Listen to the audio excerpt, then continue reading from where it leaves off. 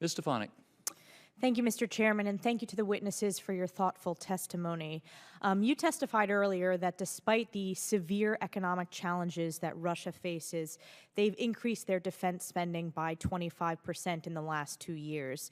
Meanwhile, the U.S. has had continued discussions about defense sequestration, which unfortunately includes significant reductions in Army end strength. I want to look forward. As we're approaching a transition of administrations, what policy changes in our defense strategy do you think are needed to adequately counter Russia's recent changes in its national security strategy?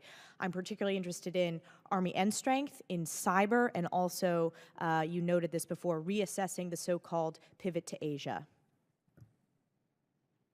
I'll start off. I'm sure my colleagues have something to add. You mentioned a couple of things. I'm a supporter of the recent Army Future Commission that's just come out, headed by my former colleague and very good friend, General Carter Ham. I think that's spot on and lays out the numbers, I think, appropriately.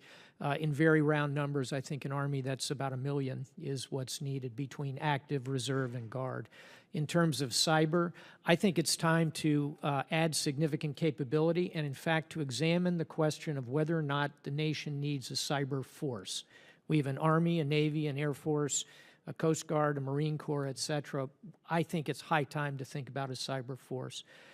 Small, a few thousand, but to grow. The analog would be the Air Force of 100 years ago, which didn't exist. But we gradually came to understand we needed one. I think that's a conversation that we need to be having now. I do think we'll continue to see an emphasis on maritime and air activity globally.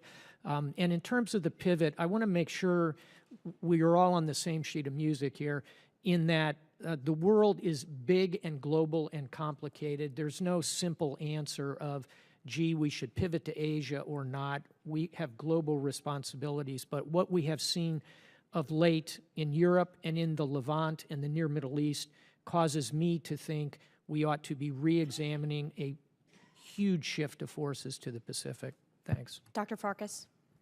Well, I've gotten to where I am today generally by agreeing with Admiral Stavridis, so I agree with everything that he said. And the only other thing I would point out, in addition to my earlier comment about the base budget funding also a lot of these activities, the Deputy Secretary of Defense has this third offset, and there's a slice of money that he's requesting also in this budget, in this new budget request, which addresses critical capabilities that we need to develop so that we can stay ahead of our competitors, Russia and China specifically.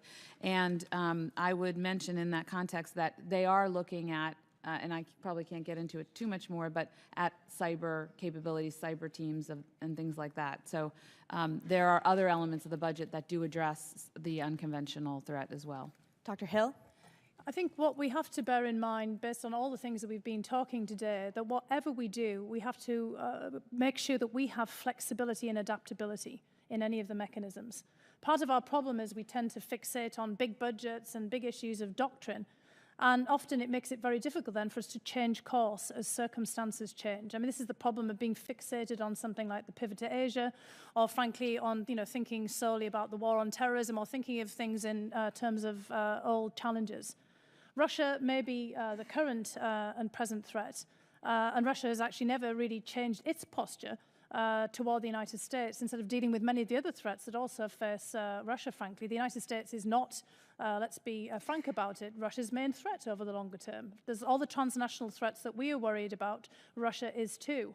So we have to actually move in a direction in which we change that calculus for Russia also, so that they change their minds about thinking of us as a threat. That requires some pretty astute diplomacy, including by the Pentagon, not just by the State Department and our other interactions. And we have to make sure that we don't get ourselves fixated on just the nature of the threat as it is.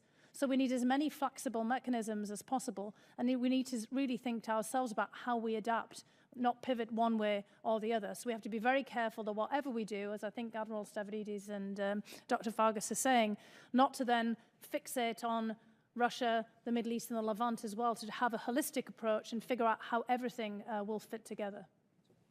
Thank you. My time is about to expire. I yield back.